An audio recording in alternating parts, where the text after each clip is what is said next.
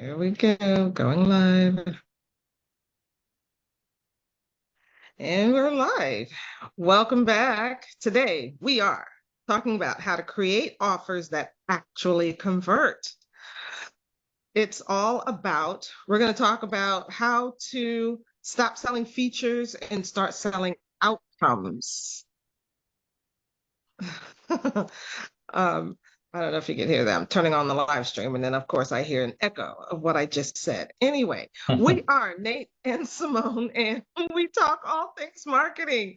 Welcome back. Before we get started, if you are new here, we're asking you to help us with the algorithm and subscribe to the channel, like the video, and also share with others so that other people can find us and learn how to grow past that ceiling that they've hit in their business. All right, let's get started. Hey, Nate. Hello, hello. Welcome back once again, everyone out there in YouTube land. Yeah, so as Simone said, we're going to talk a little bit more about creating offers that actually convert, believe it or not. So something practical, useful that everybody could use, right? Absolutely. We're going to look at the difference between a product and an offer, key components of creating a high converting offer, and how to shift from a commodity to a must-have. All right. So for the first part here, we're going to talk a little bit about why most offers fall flat. First of all, you're probably selling deliverables and not outcomes. What do I mean by that? What are deliverables? For example, we provide 10 hours of consulting. That's a deliverable. It's not an outcome. It doesn't say what those 10 hours of consulting are actually going to do for the client, right? Or how about this one? Our service includes weekly reports and monthly meetings. Okay, well, thank you for that. Who wants to buy monthly meetings? Nobody. Yeah, yeah. Yikes. I think people are looking to hire other people to do stuff for them so they can avoid meetings. But anyway, Exactly. I was actually in a meeting with somebody recently who was it an alignable meeting? Actually, it was. It was an alignable connection call, and the person was actually representing her boss. So the boss didn't want to attend the meeting. She wanted to attend. She sent her assistant to connect with people on the alignable call, which was very interesting, I thought. yeah, yeah. Yeah. So don't sell the meetings. Sell what the meetings do Yeah. for them. Nobody wants to attend more meetings. Um, or how about this one? You'll get a 50-page strategic plan. And who's going to read Okay. all that? Well, it may be, depending on the type of, strategic plan that you're creating, it may be, and It'd be how much they're helpful. paying for it, like 50 pages is probably a good idea, but It's a to lot to use that read. as kind of a selling point, I don't know, like, am I really trying to pay, for a 50-page report Right. necessarily? We're in an age What of does that do for me? AI and having Yeah. AI do a lot of stuff for us. So a person will probably take that 50 pages, load it into some AI tool, and have the Yeah. AI tool Uh-huh. summarize it. What does this mean? Yeah. Um, okay. Or how about this one? We offer SEO, keyword research, and content creation. Who here has not heard that one before, right? Yeah. Um, and that we're focusing on the deliverable there. That's the specific tasks, not the outcomes. This is Right. one thing that agencies are notorious for doing, right? Um, Talking about focusing on the Selling the stuff deliverables, that they not do in the necessarily, background. yeah, Yeah. not necessarily like look at all the hard work we're doing for you, right? But is it really getting me anywhere? Okay, how about this one? Last one. Our package includes a new website design. It's like, oh, When you that's call nice, but you call up is a this new pretty website going to get me more clients? yeah, you call up a website design agency, you're probably expecting that at the bare minimum, right? So no need to tell someone that. So yeah. Anyway, that's just kind of some quick examples there. Okay, so next up, again, we're talking about why your offers are falling flat. You're using too much jargon. You're not being clear. How about this? Try this one on. Ready? Our synergistic solutions optimize B2B funnel conversion. What? What does that mean? Yeah. So if you hear after you say that sentence, if you hear crickets, it wasn't very clear. Yeah. Like, oh, How I heard about literal crickets just now. yeah, just the sound of blinking eyes. Um, Yeah. all right. How about this one? We leverage AI-powered analytics for enhanced data-driven decision making. Hmm. Okay. Valuable, but not clear. Yeah. So I have Um, this one coach who says if you can't explain it to an intelligent 12-year-old, you probably don't understand it that well. yeah. I think Richard Feynman also Mm, talked about that, right? He's famous for the Feynman technique of proving that you understand something. If you can yeah, teach it to a fifth grader, then you really truly do understand it. you understand it exactly.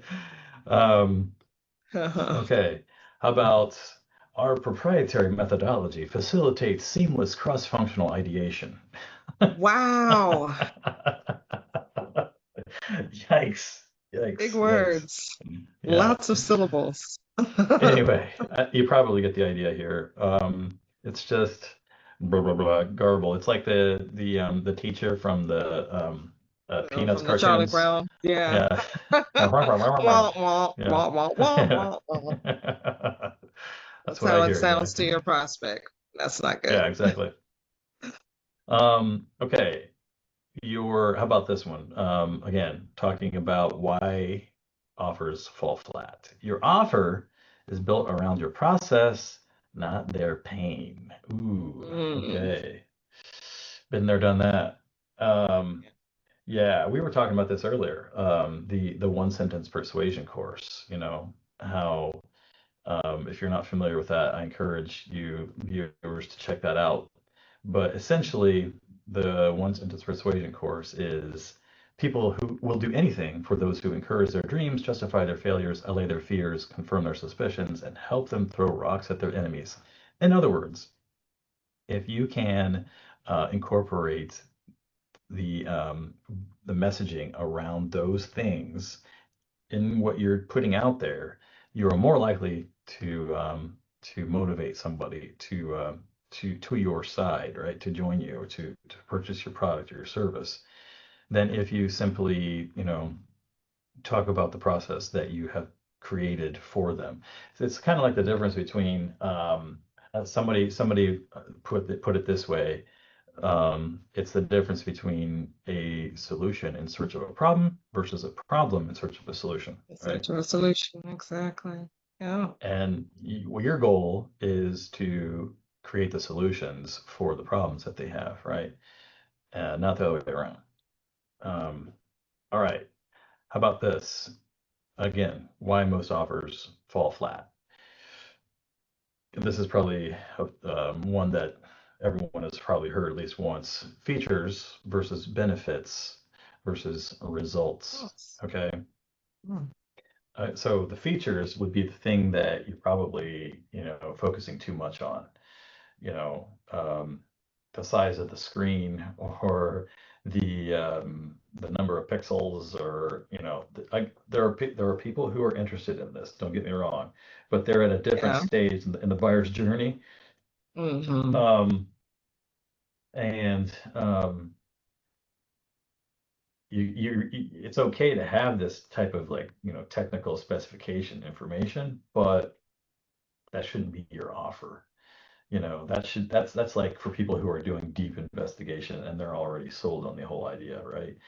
Um, Yeah. And I think also too, like what some people do is that they'll list the features, but they'll connect each of those features with an outcome that solves a pain point yeah, for the client. Um, yes, yeah. yeah, So that those features actually make sense for the client rather than just a list of tech specs. You know. Yeah. So again, the features, that's kind of like your factual information about your offer or whatever it is that you do, your service, your product. Yeah. The benefits, what exactly are we talking about there? So this is what those features actually do, like Simone was just saying, right? And then the results are that ultimate positive impact or outcome that your service or your product will have in the person's life. And we're going back to the one sentence persuasion course. If you can meet those, then that's going to help motivate them.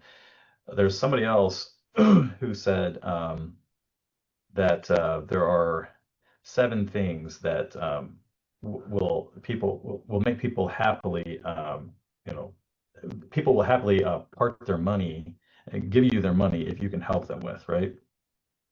Hmm. And see here if I can find that.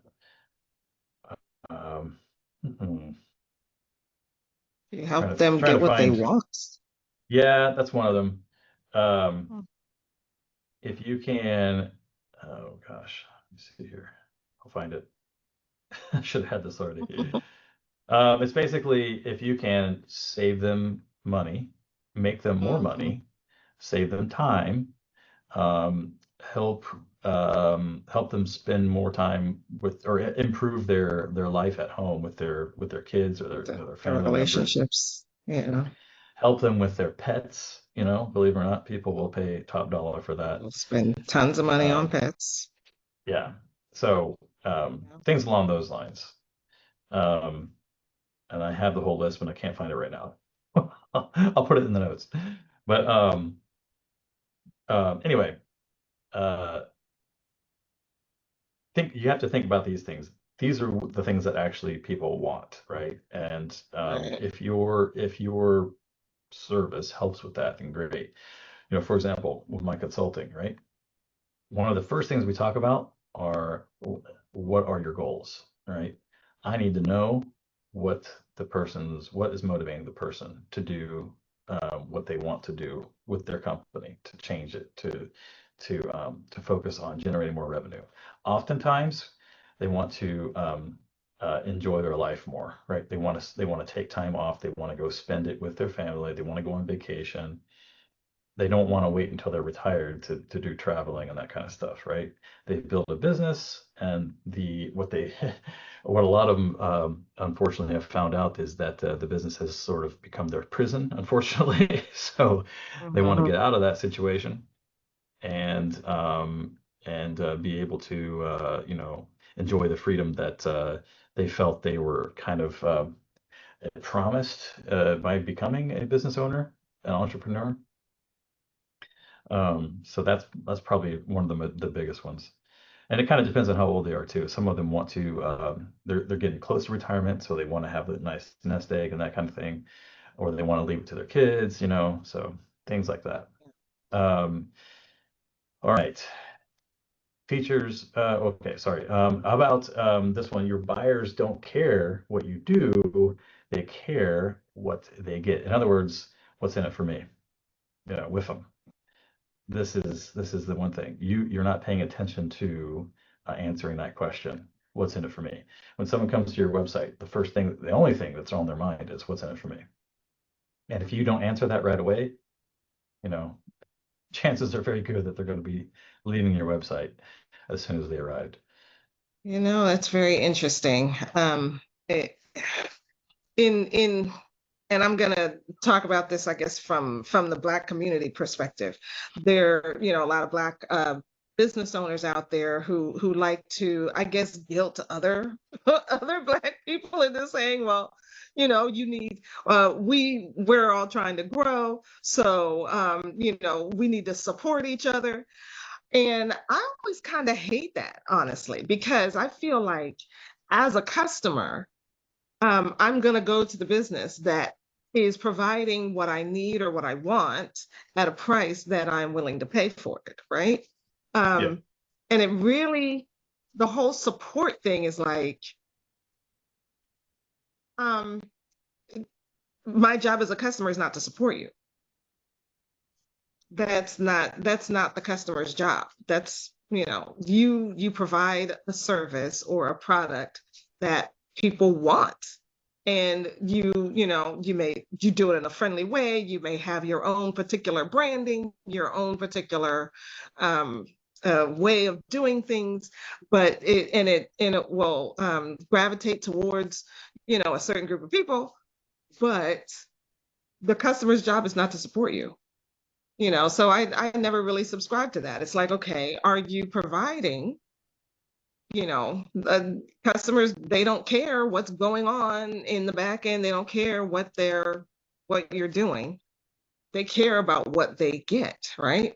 So yeah, we used to say, I always used to say it in the music industry, like everybody's favorite radio station is WIIFM. What's in it for me?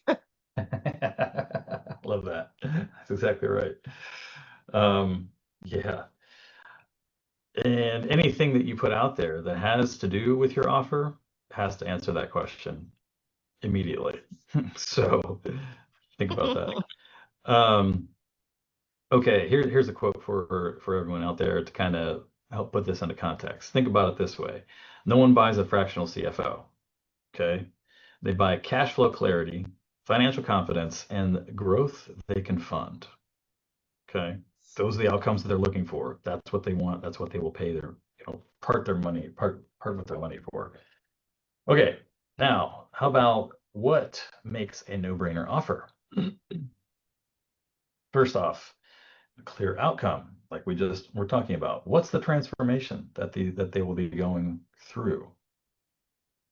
I think that, and again, this goes back to what's in it for me, right? Ultimately, Mhm. if you can answer this Yeah. question for people, for yourself, even, you definitely have a clear offer. Um, And you know, and this talks about transformation, like, are you taking them from one state of being to another state of being? Are you helping them to become to adopt a new identity? What's their what's the transformation for them that's going to happen? Yeah, if you can be clear about that, that's huge. I'm going to take you from being from losing on every month, seeing red on your balance sheet every month to being a profit generating entrepreneur.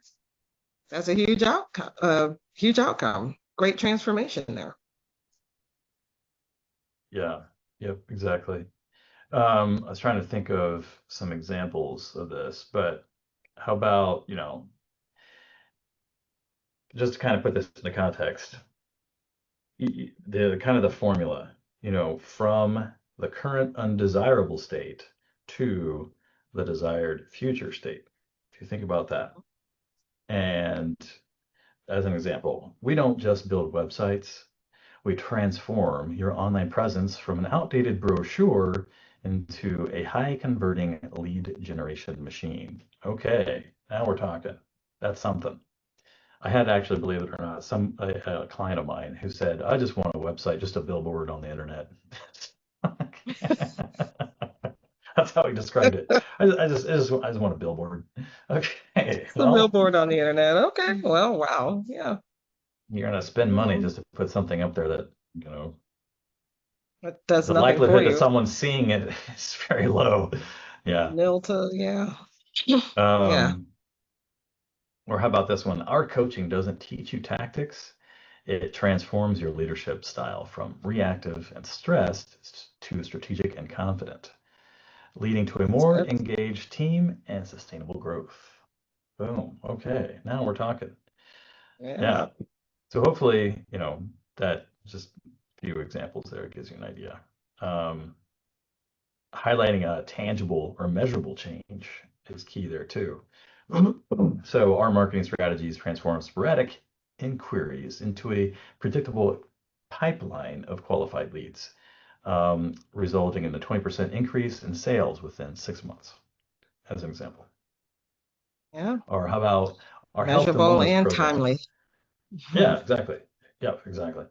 Numbers, percentages. That really helps. Our health Helps and us. wellness program transforms your energy levels and physical well-being, moving you from chronic fatigue to sustained vitality, allowing you to fully enjoy life again. That one doesn't have a quantifiable necessarily percentage, but um, it talks about that movement from a state of undesired to the desired state. All right. Right. I love it. So another key ingredient to making a no-brainer offer, have a specific audience in mind. Who is this for? And probably as important, if not more important, who is it not for? Yeah. Uh, so That is I, huge. ideal customer profile, right? Yeah. There was a what's his name? Uh uh Dr. Benjamin Hardy. He talks a lot about 10xing and scaling. And one of the things that he talks about a lot is that in order to really to scale big, you have to say no to a lot. So that means, especially if when we're talking about who is your offer for and who is it not for, in order for you not to spend to scale well and to not spend a lot of time and energy on people who may not even be right, you have to say no to probably most of the people who come your way. Yeah. And Really want to go. saying no is a way to it gives a perception of exclusivity, Absolutely. and that can be It's not for extremely everybody. advantageous. That can be very Yes. advantageous in your marketing messaging, especially because it actually increases the perceived value of your offering. You Hmm. know, we aren't just, targeting everybody out here. We are going specifically for, this market. Yeah, you can be special and charge more. You actually can actually charge more if you're specialized. Yeah. One client of mine, he's a kitchen bathroom modeler. He talked about the way he put it was, we aren't just every chuck in a truck. That's what he says. We're not just a chuck in a truck. We're out here, highly skilled, um, process-oriented company who only wants to work with homeowners um, who are ready to buy in at a starting price of $45,000 for their kitchen remodeling. We're not going to mess around with anybody below that point, you know. And Makes sense. yeah, exactly. Big difference. But I love that chuck in a truck that thing. But some other key advantages here of that exclusivity, you know, about making sure that you are making it clear who your product or your offer is not for.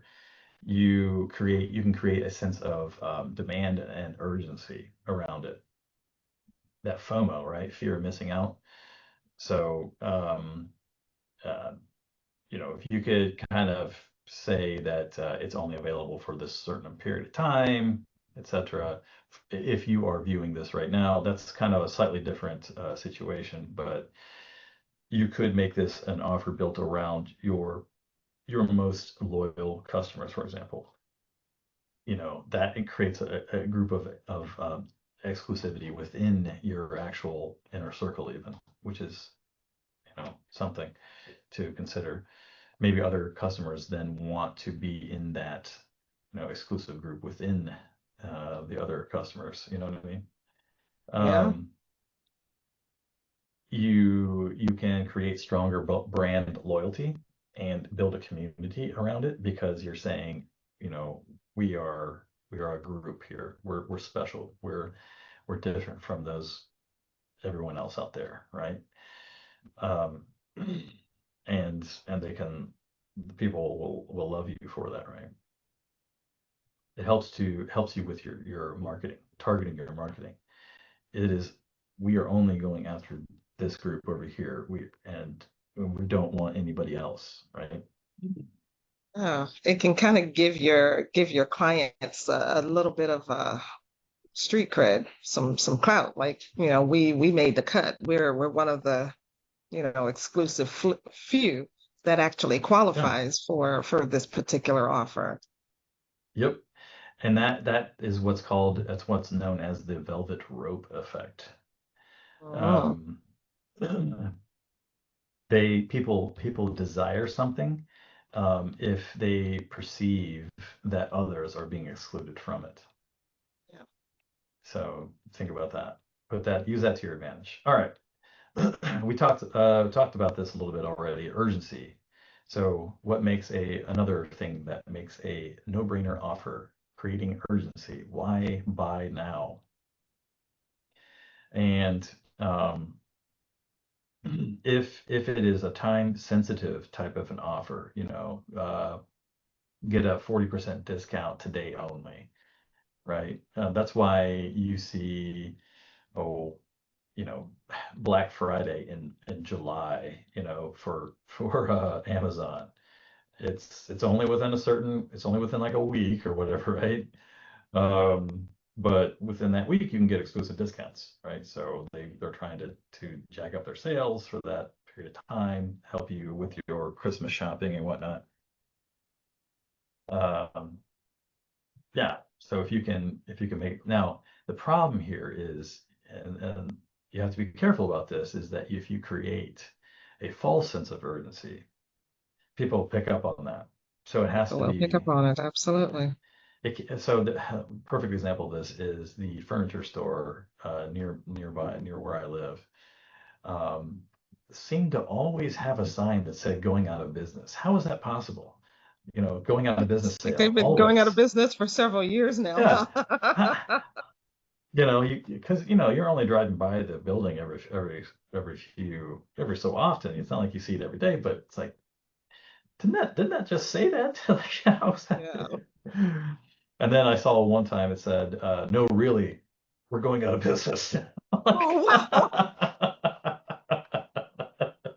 It's like maybe yeah, people stop believing you because you were yeah, going out of business for a while now. yeah, yeah, yeah. Wow. Anyway, No, really. Wow, yeah, you that's gotta be funny. careful about that. Yeah. Yeah. Yeah, Um, make the urgency true. It should be true. Like if you're having a sale for one day only, the sale should end at midnight or whatever time, yeah. that you said. And that's it. That way, the next time you have a sale, people will believe you and will Hmm. know, like, okay, I got to jump on this because I know they're going to end the sale and it's going to be over, you know. You can, Um, yeah. And if you can use this to your advantage if you're doing like live events, for example. um, to the people who are attending the event, you give them a special offer so that they tell other people about it maybe for the next time, right? mhm. Hey, we attended this and they gave us this special offer. It's pretty nice deal that you Yeah. can't get anywhere else or in any other way, right?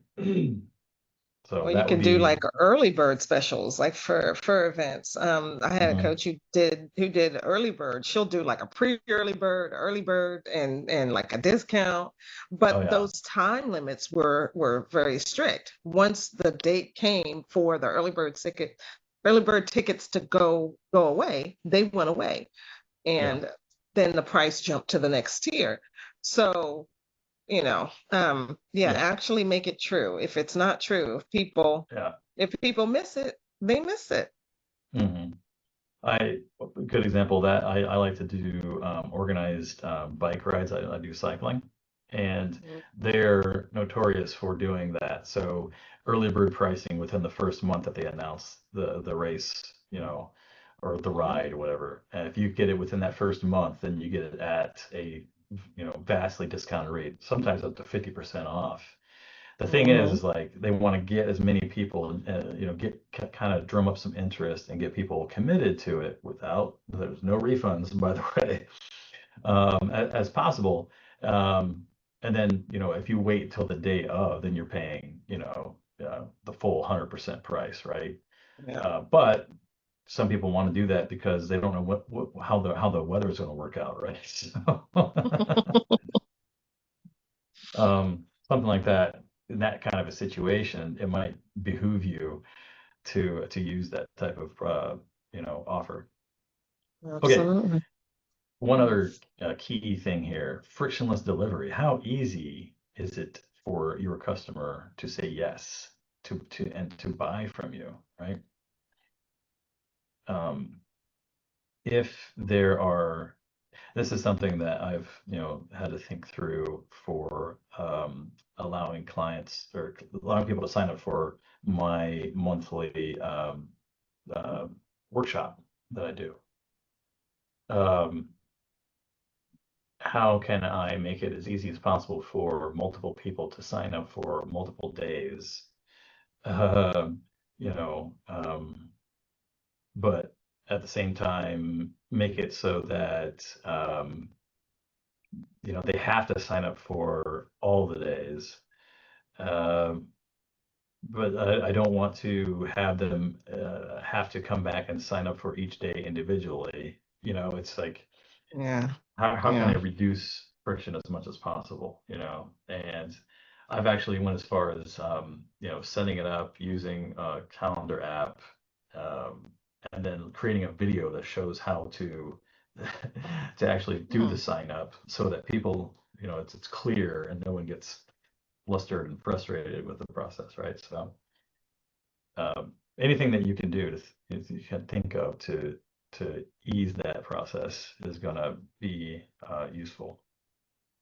Yeah. Um, Think, I've been thinking about that same issue. So on my system, I have a client who has people sign up for her retreats. Everybody starts on the same day, but some people choose 7 days and some people choose 10 days. Well, okay, everybody starts on the same day, so the calendar has them choose that first day. But then in the back end, I can go in and say, okay, depending on how many days you chose, we can just automatically sign you up for the other seven or other 6 days or the other 9 days, and just kind of do it in the back end and then send them a message and let them know, hey, the calendar has been blocked off. You're there for from this date until this date. Um, you know, welcome aboard. mhm, Yeah, because yeah, like you said, the calendar systems they don't seem to be sophisticated enough to book a multi-day event. yeah, you'd be surprised. I went and looked for several different solutions there and Mm. kept getting frustrated. So, Yeah, um, anyway, I think you have to get some programming involved in the yeah. back end I, somewhere. I, I think this might be a good business idea, actually, potentially. Mhm. I know, Um, clearly there's a hole in the market, right? yeah, yeah. You got two people right here with the problem. Let somebody come Right. up with a solution. Okay. Okay. How about this? Another thing that makes a no-brainer offer: social proof and authority. Um, Proving what exactly makes you credible. Credibility. Boom. That's what we need. Um, Yeah, so social proof would be obviously reviews, comments on various locations. But yeah, Yeah. social media is really good about this, right? You see a lot of people interacting with your and liking your YouTube videos, for example. That might be a good social proof. But having people like leave comments and actually saying what they're thinking, what they're feeling is really good. Video recordings, video testimonials, extremely useful in this case. The Yeah. written ones, the written ones are can be kind of dicey, especially if they're found on a website. People people are like, well, of course they're going to only show the good ones there, right? Right. Yeah. That's one of the reasons like Google Business Profile is people tend to kind of find those legit, but there's still ways to game that, unfortunately. Yeah, that's true. For the most part, though, they're pretty good about it. Google will remove reviews if they've been flagged or if they deem them to be, fake or whatever. Mm. So, but it's kind of, you know, it's not 100%, I don't think, anywhere you look, but there's like G2, Trustpilot, all these different Mhm. types of resources um, and they have kind of like pretty stringent criteria for qualifying the products and offers that they have on there. So, that might be a way to go. Help to build authority. Um, and whatnot. Yeah. You can build an authority by having lead magnet like a book that you've written, for example, too. That helps. You can attach yourself to another one is kind of like it's like the idea of borrowed authority. If you're kind of early days trying to build that up, going in with somebody else and kind of like doing a partner type of situation or like a co-op sharing of some kind. Like I'm Some sort thinking of a of, joint venture yeah, partnership I'm on thinking, offer. Yeah, yeah, that makes sense. I'm thinking of like, what am I thinking of? Like, um, oh, I had something in mind now, I just lost it. But like, if you are, well, all I can think of is like brick and mortar for some reason all of a sudden. But Well, brick and mortars are legit businesses.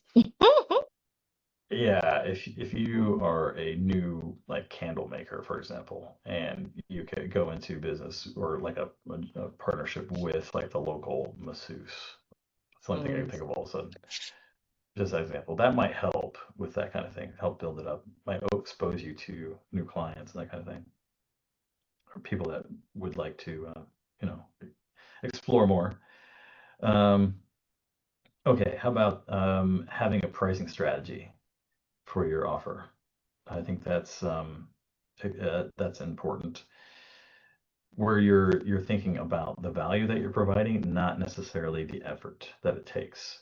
So if you're only focused on the effort, then that's where you get into hourly, charging hourly, right? I've worked this many hours and I'm working for $50 an hour, and so this is how much it's going to be. Boom. Well, the problem with that is that you're trading your time for money and it's not scalable. Okay, because you only have a certain finite amount of time in any given day or any given year for that matter. And so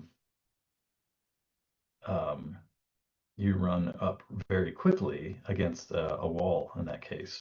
Whereas if you are charging for the value that you're providing and thinking about, well, the service that I'm providing is going to help this client acquire, you know, several new clients at $30,000 each. How much is that worth? Okay.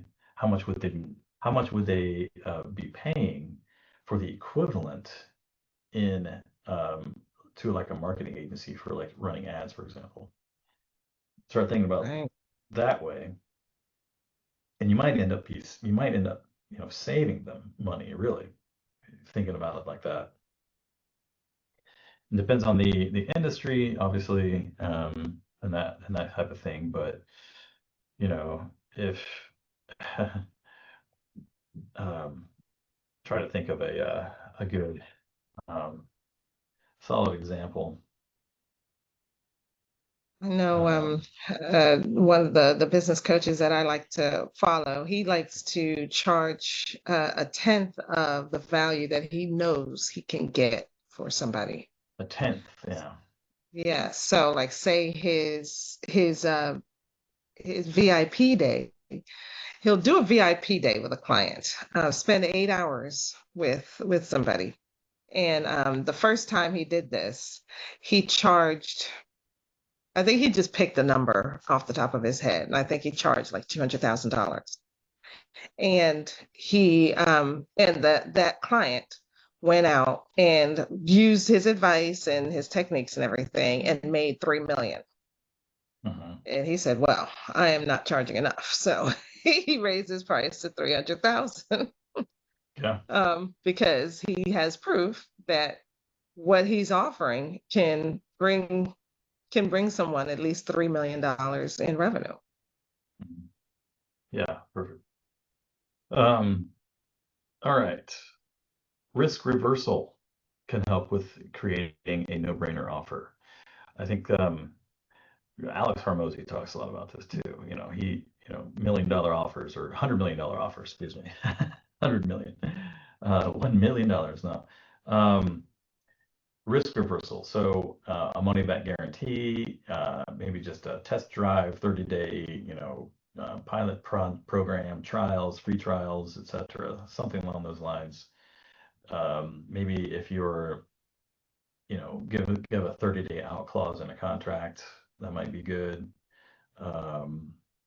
If you're not happy within the first 90 days, then get your money back or get at least a portion of it back, perhaps. Yeah, Yeah. it's And something I along know those like lines. the software programs are famous for their 7-day and 14-day trials. Yeah, So yeah, allow you to get in there, test it out, and full feature stack, and hopefully get some results from it first before you start paying. yeah, Because once you start paying, now okay, this is what it's all about. I already know what it does. That 14-day free trial gives you enough time to get in there and test drive it first before you actually start paying. yeah, exactly. All right, so those are the key ingredients of your no-brainer offer. How about let's talk a little bit about a framework for building irresistible offers. Number one, diagnosis before designing. Figuring out what is the root problem that your client has. Maybe where are they in their business? Depends on what it is that you're offering, obviously, right? But knowing what is going on with them before you give them the solution is the key here, I think. And you might have several like different types of offers depending on what is going on with them. But here it can be this can be the place where it's important to know who you are not wanting to work with, right? Because that could eliminate all of these extra offers that you have to create. Okay, you could whittle it down to maybe 3 types of offers, right? You can have your high ticket offer and then like 2 downsells from there, for example. You also want to have, I would think, for your loyal clients who want more, you're going to be thinking about how you can build enhanced offers as well for upsells and that kind of thing. So take that into consideration. Number 2, defining the after state. So we talked about this already, but what will their life look like if this works out for them? How will it change their business? What's the transformation that they're going to go through? Number 3, reverse engineer the path. So what steps get them from the pain that they're currently in to their outcome? And again, here, knowing what it is, what pain it is that you are solving for is crucial. So that way the outcome makes sense, right? And is appropriate for the level of pain that's involved. And when it comes to your actual selling process, making sure that you are driving home the level of pain that they are in is going to be key, I think. But that means that you have to fully understand it and how it's affecting them, right? Because maybe they don't really fully understand it themselves. Yeah, they say And they need you to if tell you them. can describe their problem to them better than they can, Yeah, then you're in there. yeah, exactly. And thinking about, beginning with the end in mind, I think is crucial here. As Stephen Covey said in the 7 Habits of Highly Effective People, begin with the end in mind, right? What is the eventual goal? What are they going for? Yeah. I think that's crucial. And then figure out what steps they need to take to get there. Okay, so packaging for clarity, speed, and confidence. Your offer format, take that into consideration. Do you provide an audit? Do you have done with you services? Or do you offer a retainer, a workshop, etc.? How is it actually packaged? Putting it into easily digestible terms. People Yeah. understand what you mean by a retainer. People understand what's done with you or done for you, right? Um, that kind of a thing, is kind of like helps to root it in, I guess, I don't know, I wouldn't say common sense, but just a typical um, kind of offer that people are used to can be helpful. That's not to say that you want to seem like everybody else. So don't get my words wrong here. You can tweak this to fit your brand and personality, but have it be essentially the same type of a thing. I encourage you to get creative with that one.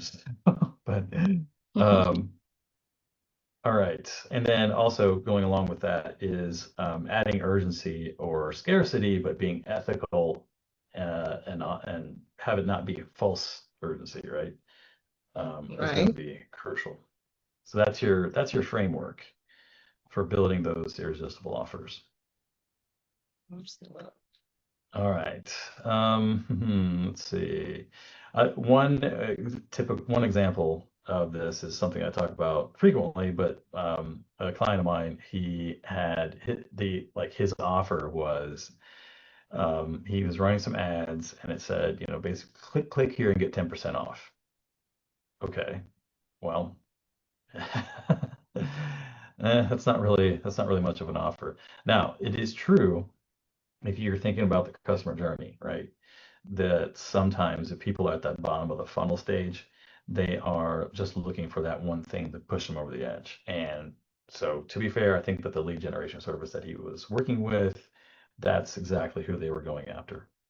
That, of that 3 to 5% who are ready to buy at any given time, who is ready to, tip over just with giving them a discount. The problem with that is, though, discount shoppers, um, you know, there's a reason why they're looking for a discount. Let's just say Right. they probably don't have the money to begin with. That'd be a good thing, and ends up being kind of the tire kicker situation. Lots of those.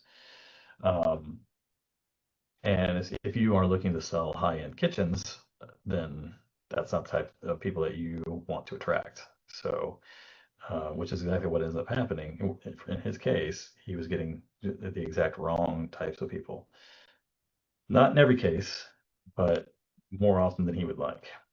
Um, on his website too, it said, contact us here through the website and get 5% off. That was the extent of the offer. Like they didn't really. The whole web page was like, why we're great.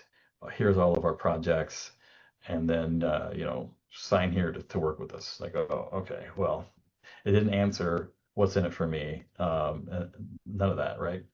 So one of the things that we worked on them with was answering that, like how can we talk about their problems, the people that are arriving, what's really frustrating them, um, and how are you different, and so the theory there was that they were pretty frustrated with working with, like I said, Chuck and the trucks who didn't really know what the heck they were doing, um, and so um, we were able to kind of get away with that, get away from that, and say, hey, we have a structured offer here, we have a process that we're going to guide you through, and we're going to keep you updated all along the way. And that is part of what we're offering to you. Constant communication is key, for people, especially if you're in there tearing apart their house, right? Like they want to know when this is going to be over with, right? So I think we talked about that in another conversation, like the Domino's delivery map, right? Like where are they at in the Yeah, process? Goes a long way to keeping your customers happy, right? helps to calm them down. Yes, exactly. Quiets the questions, keeps them off of your back. you know. Yeah, that's one Anyway, of the things about that made Uber such a take off so well too. Because as opposed to hailing a taxi, um, or not hailing a taxi, but calling for a taxi, and you don't know where they are. Whereas Uber gives you this nice app, and you can see on the yeah, map. It tells you how many minutes, what are they doing? Are they dropping off yeah. somebody? They're on their way to you. How far away are they? Do I, And yeah, it keeps you engaged while you're waiting. yeah. Do I have time to go order a coffee, or do I have to sit here on the corner for an indeterminate amount of Right, time? You right. know? You're Uh, updated every step of the way. It's wonderful. yeah. All right. So, yeah, great. So let's think about your offer. Here's some questions to ask yourself. If you can answer these, and you feel that the answers are the ones that you want, then you're probably going in the right direction with your offer. If not, you probably need some work. Okay, so number one, what are you actually promising with your offer? Ask yourself that question. What is it you're actually offering, or actually promising, excuse me? In other words, what is that outcome, right? Meaning the That you outcome, are, right? Yeah. yeah. How are Who, how are how is their life gonna change? yes, yes, exactly. Or how is their business going to change, right? How's their business gonna change? But honestly, all business owners want to know how it's going to change their life too, right? So, okay, Exactly, which is why they yeah. got into business in the first place, Okay, right? yeah, Yeah. yeah. Automation is great and everything for my business, but does that mean I actually get more time to myself? That's the true thing, right? All right. That's true. Um, who is this really for? Okay. Who is this really for? Um, Next, is there a reason for them to act now? Mhm. Okay. Should they act now? It's that time dependency, right? Oh, Or how about this one? Is your price positioning you as a cheap premium or irrelevant? Is your pricing kind of irrelevant and erratic? So is your price positioning you as cheap, premium, or irrelevant? And next, is there friction in your buying process? If there's friction, then you need to fix it. Um, End of story. because you Bottom can line. lose customers by having friction in the buying process. Yeah. That's Here. funny because it's like you want the friction a little bit at the beginning, like we only accept certain people. So, or you may have to have them fill out an application first and qualify, disqualify people. But when it comes to them actually making that purchase, you don't want any friction there. That needs to be Yeah. super seamless. Yeah. And a good example of that is when I was running ads for Lead Magnet. At first, the messaging and the targeting was basically like, anybody that owns a small business in North America and wants to automate something. That's not exactly what it was, but it was very, very broad and general. Really And I broad, was yeah. getting, I was getting interest. I was getting people downloading it, right? But I found like nobody wanted to, or it seemed that nobody wanted to be contacted afterwards. So I changed up the wording to say, okay, if you have a business, you're making revenue between $1 and $5 million, download our lead magnet or book Hmm. to 25 things that you should automate in your small business is what it was. And um, and then like the first email that I sent out as a follow-up to that was, I'm going to call you. in a few days about this book. And I made it a requirement for them to leave a phone number. So I got a lot fewer people to download it, but the ones that did actually I found, actually have a conversation with you on the phone. So Higher quality leads. higher quality, exactly. Mhm. Um, okay, and okay, yeah. So, and as far as the friction is concerned in that bit, it's relatively simple for somebody to download a lead magnet, right? It's relatively painless. It's just they just have to type in their name, their email, and their phone number. So, boom. Okay, that's not too bad. Um, it's everything else after that point, like that's kind of like the first step that they take, Um, but really having an idea in mind about where you want them to go once they are in your world. Where do you want them to go in that world, and how can you make it as easy as possible for them to get there? What things to ask yourself there. Okay. Anyway, that's pretty much it, I think, for the most part. Oh, Yeah, go ahead. We got. well, I guess I'll do a little bit of a recap. So we Yeah. talked about um, how to create offers that actually convert. And so we want to not sell features, but sell that transformation. Where are you taking them to based on where they are right now? What is your offer promising them? Great offers are clear, they're urgent, they're credible, and low friction when it comes to that buying process. And also, your offer is a mirror of your strategy. If it's not converting, that's because it's probably not aligned. It may not be aligned with who you are and what you want to do. It may not be aligned with the people that you're attracting and your ideal customer or client. Um, so make sure that your strategy incorporates all these pieces and that they are aligned with the actual problem that you're trying to solve and the people who you are trying to attract. Make sense? Exactly. Um, well said, well said. So, if you want to get started down the path, I encourage you to take the growth ceiling assessment to kind of pinpoint where you're at in your business and what key steps you can take next to get to that next level.